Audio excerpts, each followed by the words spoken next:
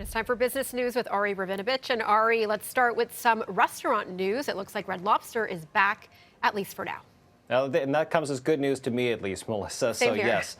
So, yeah, we can still go to Red Lobster in Canada at one of their 27 locations, at least the 27 that were spared from being closed down earlier this year. That was after Red Lobster's U.S. parent company filed for bankruptcy protection and since found a buyer.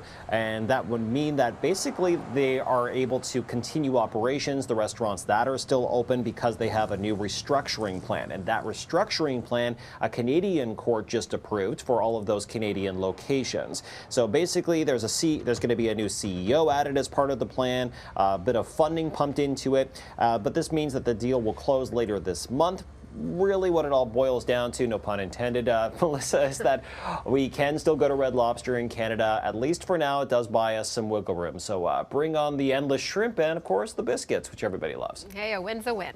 Mm-hmm. Now, how safe is your personal data? One social media platform is being accused of significant data breach. And it's always something that we talk about and something that we are concerned about, especially for young people on social media, is how much is their data exposed? And that is something that has been a pretty scrutinized topic for companies like Facebook, and now it's known as Meta Platforms. But this goes back to when it was known just as Facebook. Between 2013 and 2015, there was a series of apps that hundreds of thousands of users downloaded, thinking, oh, this looks like fun. I believe it was a personality quiz of some sort. Well, it was actually used to collect more private data from users than they may have known was even happening. So Facebook sought to appeal this decision, but a Canadian panel of judges ruled that Facebook did indeed breach Canadian privacy laws by failing to inform users about risks to their data. And it looks like this could mean some penalties will be coming to Facebook's parent company, Meta, but it's just unclear yet exactly what that might entail, Melissa. Okay, now an iconic food brand is rebranding, and this move could shift the focus away from the company's most famous product. Yeah, indeed. So I want you to picture Andy Warhol's famous Campbell's soup painting.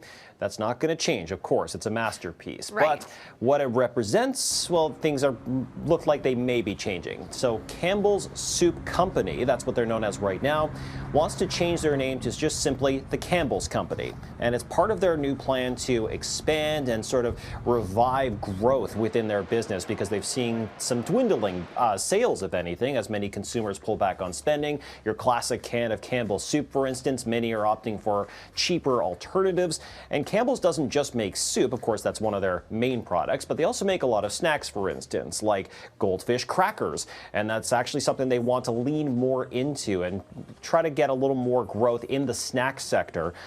For me personally, Melissa, I love goldfish crackers, and it seems like they're always considered like a child snack or for infants. And I think if they tried to make it more like Cheez-Its, for instance, more something everybody can enjoy, it definitely could be a good growth spot for them. Target adults. Look at that, That would right? work. Yeah. Well, thanks so much, Ari. We'll chat again tomorrow. See you then.